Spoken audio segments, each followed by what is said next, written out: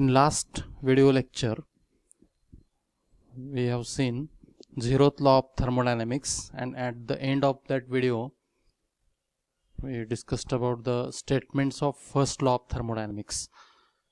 And according to first law of thermodynamics, energy can neither be created nor be destroyed, but it can be converted from one form to another form. Now in this video, we are going to discuss the mathematical form or expression of first law of thermodynamics. Now at the time of discussion of internal energy,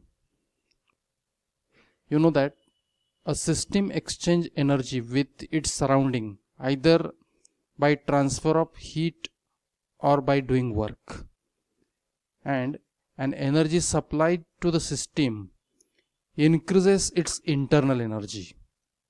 On the other hand, removal of heat or work from the system decreases its internal energy. Now suppose Q, it is the heat supplied to the system, and W, it is work done on the system by the surrounding. The internal energy of the system would increase. Now suppose Q amount of heat supplied to the system, at the same time W amount of work done on the system by the surrounding, then there is an increase in internal energy of the system.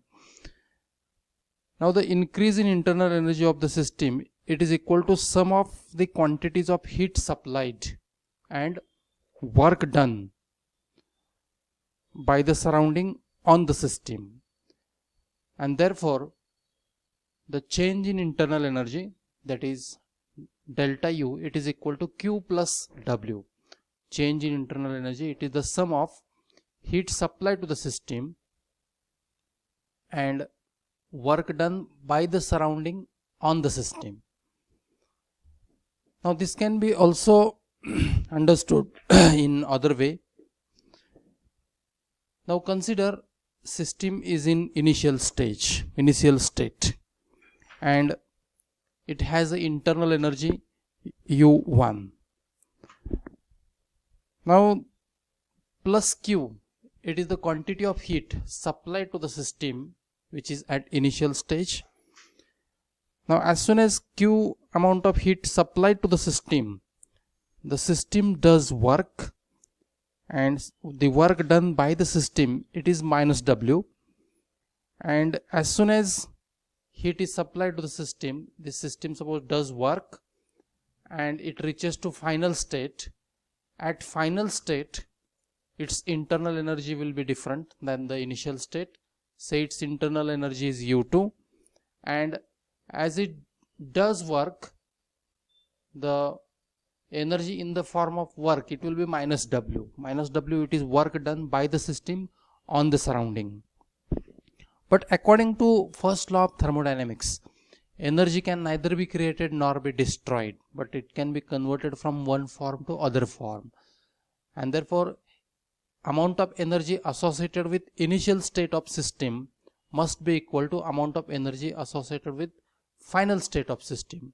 So these two energies must be equal, and therefore U1 plus Q, this is the internal energy or net energy associated with initial state, this is equal to U2 minus W. So this is the net energy associated with the final state. Now by rearranging the terms, we can have U2 minus U1, that is equal to W plus Q. The same expression or relation, it is rearranged.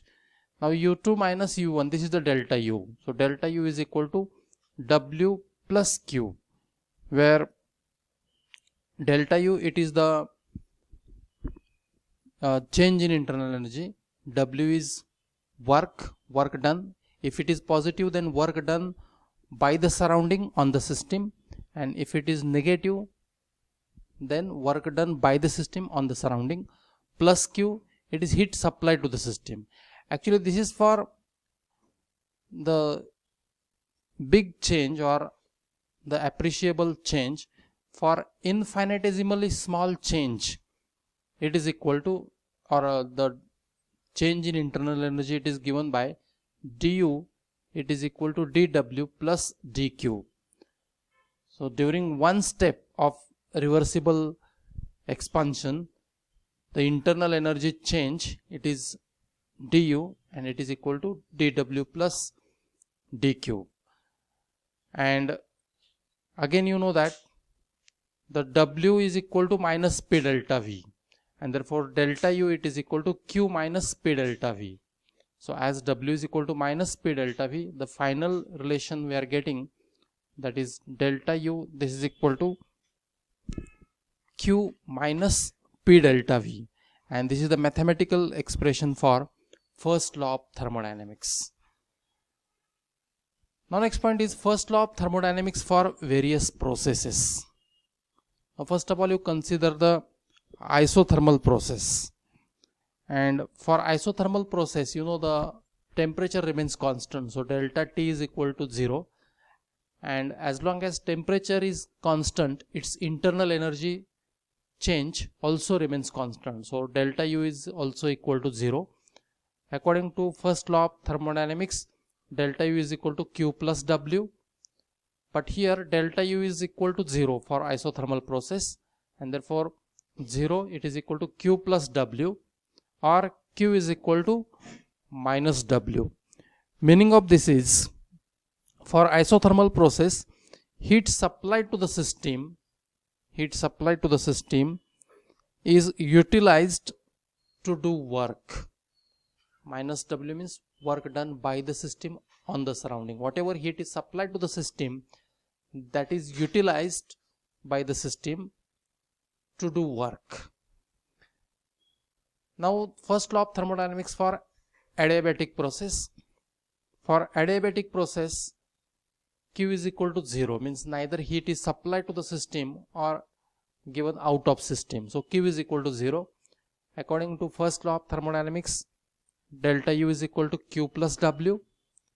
Here Q is equal to 0, and therefore delta U is equal to 0 plus W, or delta U is equal to 0, or we can say minus delta U is equal to minus W. Meaning of this is, for adiabatic process, the change in internal energy, it is due to work done on the system by the surrounding. Change in internal energy, it is due to work done by the surrounding on the system, or we say that work done by the system on the surrounding, it is at the expense of internal energy. So minus delta U is equal to minus W. Meaning of this is, work done by the system on the surrounding, it is at the expense of internal energy. So this is for first law of thermodynamics for adiabatic process. Now first law of thermodynamics for isochoric process, and you know that for isochoric process, change in volume, it is 0, delta V is equal to 0. This is the mathematical expression for first law. Delta U is equal to Q plus W, and you know W is equal to minus P delta V, and therefore delta U is equal to Q minus P delta V. Here delta V is 0, and therefore this right side term it will be 0, and therefore delta U is equal to QV. Now QV means heat supplied to the system at constant volume, and this implies that for isochoric process at a constant volume, no work will be done. First thing is, there will be no work. So P delta V term is 0, it means there will be no work. As soon as volume remains constant, obviously there is no question of expansion type of work or contraction type of work. And another important thing is, at a constant volume, change in internal energy, it is due to the heat transfer. So whatever change in internal energy there, that is delta U, it is due to the transfer of heat, that is Q, at constant volume. And in isochoric process, increase in internal energy is equal to heat absorbed by the system. Meaning of this statement is also same as that of the previous statement, that is, at a constant volume, change in internal energy is due to the heat transfer or heat supplied to the system. Now, first law of thermodynamics for isobaric process. For isobaric process, pressure remains constant and therefore delta P is equal to 0. And therefore, according to first law of thermodynamics, delta U is equal to Q plus W. Actually, in this equation, delta P term is not there. And therefore, finally, the W is equal to minus P delta V. Actually, this is the absolute pressure and not change in pressure. So, delta P term is not there. Here, this is the delta V. Actually, for isobaric process, delta P is equal to 0. As delta P term is not there, the final relation for isobaric process is delta U is equal to Qp minus P delta V, where Qp is heat supplied to the system at constant pressure. So this is about the first law of thermodynamics for various processes. Now, next important term, that is the concept of enthalpy. Now, first of all, what do you mean by enthalpy? The sum of internal energy and pressure volume type of work at a constant pressure, it is called as enthalpy. And therefore, the mathematical expression for enthalpy is H is equal to U plus PV. Actually, H, it is the enthalpy, U is internal energy, P is a pressure, V is a volume. So, internal energy, pressure and volume, these are the state functions, and therefore enthalpy, that is H, it is also a state function. Now consider H1 is the enthalpy of initial state and H2 is the enthalpy of final state, that is for product. Then we can write H1 is equal to U1 plus P1 V1. Say this is equation number 1. And for final state, H2 is equal to U2 plus P2 V2. This is for final state. Now subtracting equation 1 from equation 2, we get H2 minus H1. This is equal to U2 minus U1 plus P2 V2 minus P1 V1. But H2 minus H1, this is the change in enthalpy, and U2 minus U1, this is change in internal energy. And again, if the pressure remains constant, then P1 and P2, these will be same, and this is equal to P. And therefore we can write delta H is equal to delta U plus P into V2 minus V1. That is delta H is equal to delta U plus P delta V. Now for gas, PV is equal to nRT. Again, suppose at a constant pressure and temperature, for reactants we have PV1, that is equal to N1RT, and for products PV2, that is equal to N2RT.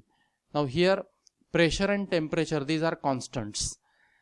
Now again, when we take difference between these two expressions, subtracting equation first from second, then we get PV2 minus PV1 plus N2RT minus N1RT, or P delta V, this is P delta V, it is equal to N2 minus N1 RT, or P delta V, it is equal to nRT. If P delta V is equal to nRT, then this equation 1 becomes delta H is equal to delta U plus delta nRT, where delta N is a difference between number of moles of gaseous products and gaseous reactants, that is N2 minus N1. So delta H is equal to delta U plus delta nRT. This is the expression for enthalpy for a gas. And for all the systems, solids, liquids and gases, the general expression is delta H is equal to delta U plus P delta V.